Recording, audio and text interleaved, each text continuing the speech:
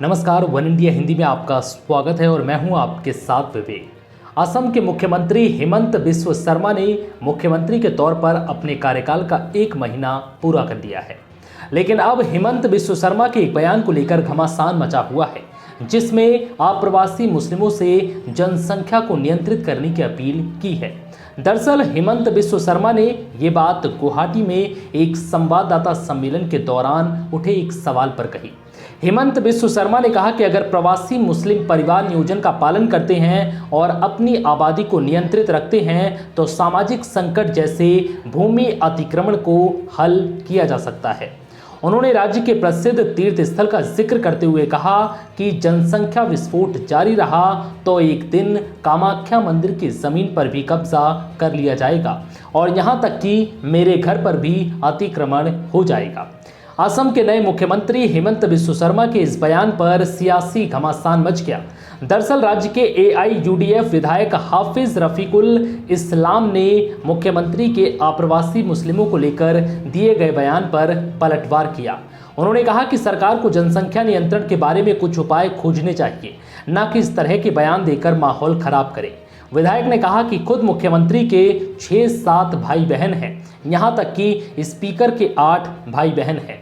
अभी पॉपुलेशन के बारे में बोला है, ख़ास किसी एक कम्युनिटी के वहाँ बच्चे ज़्यादा है, ये इस तरह की जो बातें उनकी ठीक है। अगर किसी ट्राइब में ये है, ये बीमारी है, तो एज ए चीफ मिनिस्टर उनकी जिम्मेदारी है हम सब मिल के उस बीमारी को, उसके रीज़न क्या है कि रीज़न क्या है कि वहाँ पॉपुलेशन की बढ़ोतरी ज़्यादा है, उसको कैसे कंट्रोल किया जाए। चीफ मिनिस्टर होने की हैसियत से वो हम 126 MLA से सुझाव ले सकते हैं। सिर्फ किसी एक ट्राइब में ऐसा नहीं है, आप बागान में चले जाइए, वहाँ भी एक ही हाल है। बल्कि मैं तो ये कहूँगा, हमारे जो माननीय चीफ मिनिस्टर है वो लोग भी 6-7 भाई बहन हैं। हमारा जो माननीय स्पीकर है आसाम विधानसभा में, सुना हूँ उनके भाई बहन 8 है, वो खुद बोले हैं 8 है, 8 में वो 8 नंबर है, तो 8 नंबर का संतान भी स्पीकर बन सकता है। हेमंत बिस्व जी आसाम के चीफ मिनिस्टर है, मुझे पता नहीं कितने हैं वो लोग, 5-6 तो होंगे। अब वो 4 नंबर है या 3 नंबर है या 6 नंबर है, मुझे मालूम नहीं, तो 5 नंबर 4 नंबर वाला भी CM बन सकता है। हमारा जो सर्बानंद सोनोवाल जी थे वो लोग भी 7-8 भाई बहन थे, तो छोटा वाला आके चीफ मिनिस्टर बना।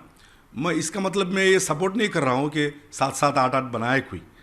अभी देखिए लोगों के पास ज़मीन कम है, प्रॉपर्टी कम है, इकोनॉमी किधर जा रही है, हाँ, तो कंट्रोल करे, जो बातें चल रही है ठीक है, हिसाब से करे।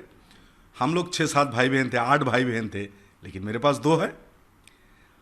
हेमंत बिस्व जी 6-7 भाई बहन हैं, उनके पास 2 है। हमारे स्पीकर 8 भाई बहन हैं, उनके पास 2 है, मेरे पास भी 2 है।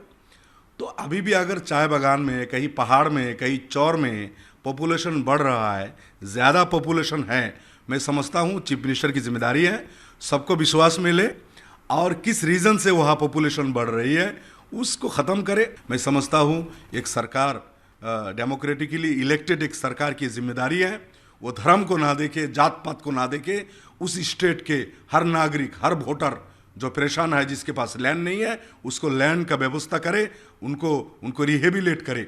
लेकिन ये बीजेपी सरकार आपने देखा है पिछले भी एक पर्टिकुलर किसी को कुछ सेक्शन को ज़मीन दे रहे, सुविधा दे रहे हैं और किसी सेक्शन को नहीं दे रहे। माना जाता है कि मध्य और निचले हिस्से के असम में रहने वाले बांग्ला भाषी मुस्लिम बांग्लादेश से आए प्रवासी हैं। पिछले विधानसभा चुनावों में बीजेपी ने ऐसा नैरेटिव तैयार किया कि असम के मूल समुदायों को इनसे बचाने की जरूरत है।